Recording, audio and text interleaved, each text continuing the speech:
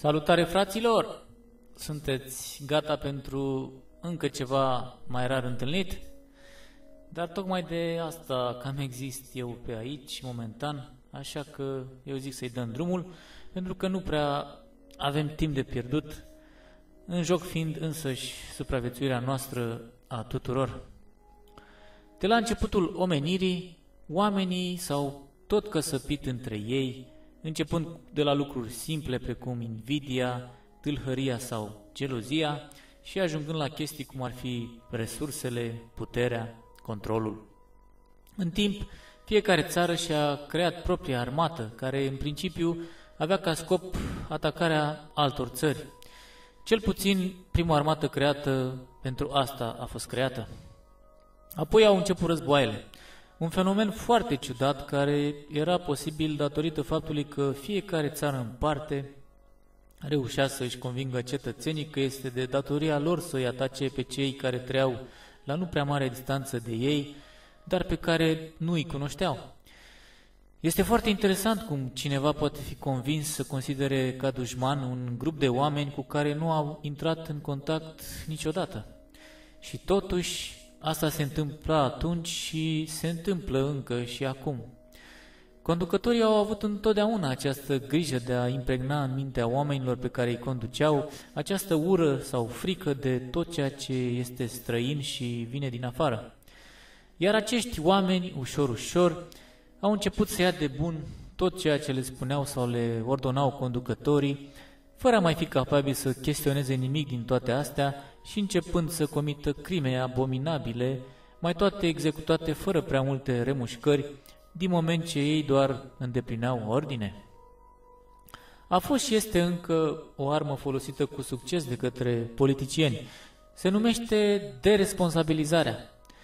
Dar oamenii uită că și cei care au devenit naziști urmau tot ordine, la fel și cei care au ajutat la crearea și răspândirea sclavagismului sau cei care aproape au exterminat populațiile indigene, după cum s-a întâmplat cu nativii din America, numiți indieni în mod eronat, sau cu cei din Africa sau America de Sud, spre exemplu. Iar lista este lungă de tot, putând ocupa întreg pământul. Pare încă la modă și este promovată mai peste tot această idee conform căreia noi trebuie să fim buni patrioți, să ne apărăm țara, chiar dacă în unele cazuri asta înseamnă a ataca noi alte țări în prima fază. Chestia asta fiind numită de americani atac preventiv, adică de prevenție. În alte cuvinte, dacă mie mi se pare că tu ai vrea să mă omori pe mine, mă duc eu și te omor pe tine înainte. Interesantă logică adusă de americani. Dar ei uită că și o mare parte din restul lumii poate avea aceeași impresie, și anume că americanii vor să-i omoare pe ei. Dar cu toate astea, nicio altă țară nu a declarat război Americii în ultimele câteva zeci de ani. Cu toate acestea, au fost americanii cei care au atacat și efectiv distrus zeci de țări în această perioadă, incluzând aici războaiele cu Coreea de Nord din anii 50, cu Vietnamul din anii 70, continuând cu multe alte țări din America de Sud în anii 80, apoi cu Irakul, Libia sau Siria. Americanii au fost singurii care au folosit în scop terorist bombele nucleare, atacând cu mare lașitate și răzând orașele Hiroshima și Nagasaki, omorând sute de mii de oameni nevinovați, sub falsul pretext că asta a ajutat la scurtarea războiului, lucru arătat cu mare claritate în fenomenala serie de documentare realizată de marele regizor american Oliver Stone și intitulată The Untold History of United States, adică istoria nespusă a Statelor Unite ale Americii. Sunt 10 episoade de câte o oră în care Oliver arată o altă versiune a ceea ce s-a întâmplat în lume de fapt, o versiune pe care nu prea o veți putea găsi în cărțile de istorie oficiale. Veți găsi în descriere linkul cu cele 10 episoade, precum și alte lucruri legate de tot ce vă spun eu aici. Mergând mai departe acum, este atât de stupid și ce se întâmplă chiar acum în lume. Deși noi începem să avem tehnologii din ce în ce mai avansate, care ar trebui să ne apropie ca oameni, se întâmplă opusul mai degrabă. Aproape toți politicienii, aproape fără excepție, repetă același mesaj ca o melodie care se repetă la infinit. Mai toți vorbesc despre ai lor, care sunt toți buni și frumoși, versus străinii care sunt urâți și periculoși și care ar putea să le fure identitatea. Dar ce este identitatea? Există vreun stat actual care a existat acum 10.000 de ani? Haideți să luăm România ca exemplu. România a luat ființă ca stat în anul 1859 după Hristos. Până atunci nu a existat România. Acest nume vine de la Roma, capitala Imperiului Roman, care a cucerit acum cam 2000 de ani teritoriile care aparțineau entității denumită Dacia pe atunci. Apoi au mai fost și turcii pe aici, și Imperiul Austro-Ungar, Imperiul Fanariot, la care putem adăuga și populațiile migratoare, bineînțeles. În alte cuvinte, în mod legitim sau nu, o grămadă de oameni din alte zone ale lumii au venit aici și s-au mixat cu oamenii care erau de-ai locului, ca să spun așa. România nu este decât un mix al mai multor neamuri de oameni. Deci, care este identitatea noastră până la urmă?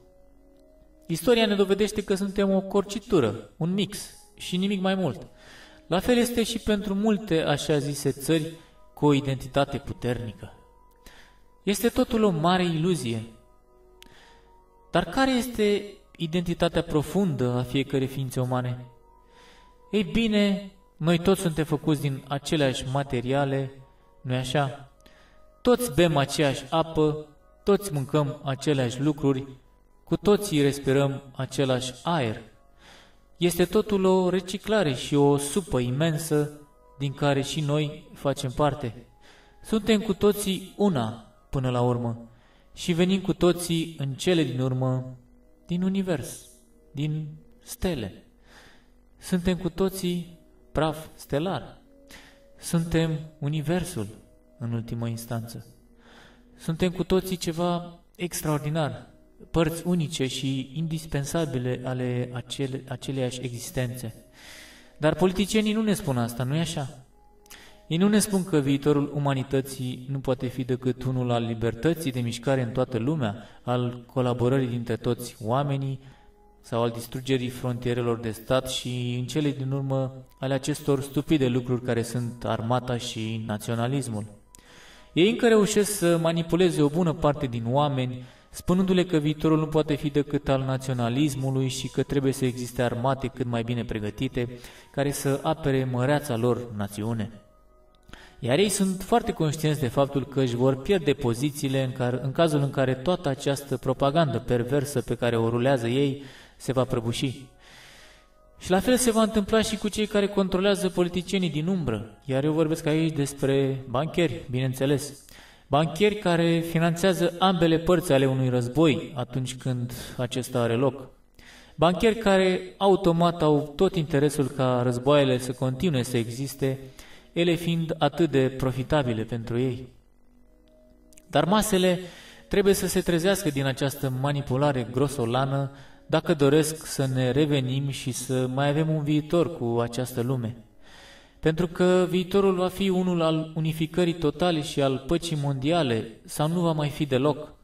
Toate războaiele pe care le-am avut până acum, inclusiv cele 2 războaie mondiale, au fost cauzate în mod clar și irefutabil de naționalism și rasism, 2 lucruri care sunt strâns legate între ele și care denotă un nivel primitiv de civilizație. Iar dacă noi nu ne unificăm cât mai repede, va veni și un al 3-lea război mondial, care va însemna distrugere totală garantată. O parte din textele religioase vechi, în special Apocalipsa, care înseamnă revelație în traducere, ne vorbesc despre acel moment în care ne autodistrugem. Dar cea mai mare greșeală a multora este să se dea bătuți și să ia asta ca pe ceva care este de neoprit, care nu poate fi evitat. Ei bine, nu este chiar așa. Încă mai putem schimba lucrurile. Dacă de mâine toți soldații din toate armatele lumii ar dezerta, nu e așa că nu ar mai avea cine să facă războaie? Dacă de mâine niciun om nu ar mai urma niciun ordin abominabil și contrar conștiinței umane, nu e așa că vom avea o lume mai bună dintr-o dată? Dacă de mâine niciun om nu ar mai vota pentru același sistem politic corupt care îi minte de zeci de ani, nu e așa că am avea o șansă adevărată de schimbare? Dacă de mâine niciun om nu s-ar mai uita la TV și ar alege în schimb media alternativă de pe internet, nu e așa că numărul celor manipulați ar scădea în mod drastic? Oameni buni, treziți-vă până nu e prea târziu. Știți, Iisus Hristos a rostit o propoziție de o însemnătate imensă, dar pe care mulți au trecut-o cu vederea. Căci stă scris în Matei, capitolul 7, versetul 12. Ci toate câte voiți să vă facă vouă oamenii, asemenea și voi faceți lor, căci acestea sunt legea și prorocii. Și ar mai fi și o vorbă românească destul de similară. Ce ție nu-ți place, altuia nu-i face. Este un sfat atât de simplu, dar care ar putea face minuni dacă toți oamenii ar încerca în fiecare zi să-l pună în aplicare. Apoi, și mare atenție și aici vă rog, în mesajul final oferit omenirii în anul 1973 de către Elohim, creatorii noștri umani din Biblie, au fost puse următoarele lucruri. Nu-i ascultați pe cei care vă vorbesc de inamici potențiali și permit fabricilor de armament, în schimbul unui salariu prost, să-i oblige pe muncitori să producă arme de distrugere în masă, care aduc profituri uriașe marilor industriași. Nu-i ascultați pe cei care vă vorbesc cu groază de scăderea natalității, pentru că tinerii au înțeles că e mai bine să aibă câțiva copii și fericiți, în loc de mulți pe o planetă deja suprapopulată. Nu-i ascultați pe cei care constant vă flutură remarci pe sub nasul vostru, zicând lucruri ca vecinii se înmulțesc și ar putea deveni un pericol. Ei sunt cei care aprobă stocurile de arme nucleare sub pretextul de amenințare. În fine, să nu-i ascultați pe cei care vă spun că serviciul militar o să vă permită să învățați cum să folosiți o armă și că poate fi întotdeauna folositor, în timp ce continuă să construiască rachete nucleare. Ei vor să vă învețe violența, să vă învețe să nu aveți frică să omorâți un semen, folosind scuza că poartă o uniformă diferită, să vă antreneze până devine un mecanism reflex după multiple repetări asupra țintelor de antrenament. Să nu vă lăsați influențați de cei care vă spun că trebuie să luptați pentru țara voastră. Nici o țară nu merită asta. Să nu vă influențeze cei care zic, dacă inamicul invadează țara, nu trebuie să vă apărați. Răspundeți-le că non-violența este întotdeauna mai eficientă decât violența. Nu s-a dovedit că cei care au murit pentru Franța au avut dreptate, indiferent cât de ostili au fost invadatorii lor. Priviți la triumful lui Gandhi în India. Trăiți deci în împlinire, libertate și iubire, în loc să ascultați toți oamenii înguști la minte și agresivi. De mult exista frica de tribul vecin, apoi frica de orașul vecin, de provincia vecină și de statul vecin. Acum este o frică permanentă de rasa vecină, iar dacă aceasta nu ar exista, atunci ar fi frica de un potențial agresor venind de pe o altă planetă. Este necesar să înlocuiți această atitudine și să fiți deschiși la tot ce vine din afară, deoarece toate temerile de străini sunt dovada unui nivel primitiv de civilizație. Toate acestea au fost scrise acum peste 45 de ani, iar în descriere veți găsi linkul de pe care puteți descărca gratuit cartea cu mesajul de la Elohim, o extraordinară revelație pentru umanitate. Nu mai așteptați, fraților, timpul se scurge și totul devine din ce în ce mai ireversibil odată cu scurgerea sa. Așa că încercați tot timpul să vă faceți cât mai mulți prieteni din zone cât mai diferite și cât mai diferiți din cât mai multe puncte de vedere. Eu mai sper să fiți și cât mai toleranți cu cei diferiți de voi, la fel cum și ei ar dori același lucru. Veți vedea ușor că suntem cu toții frați la bază, parte a aceleiași nave spațiale numită pământ. Și bineînțeles, sper să dezertați cât mai repede din armată.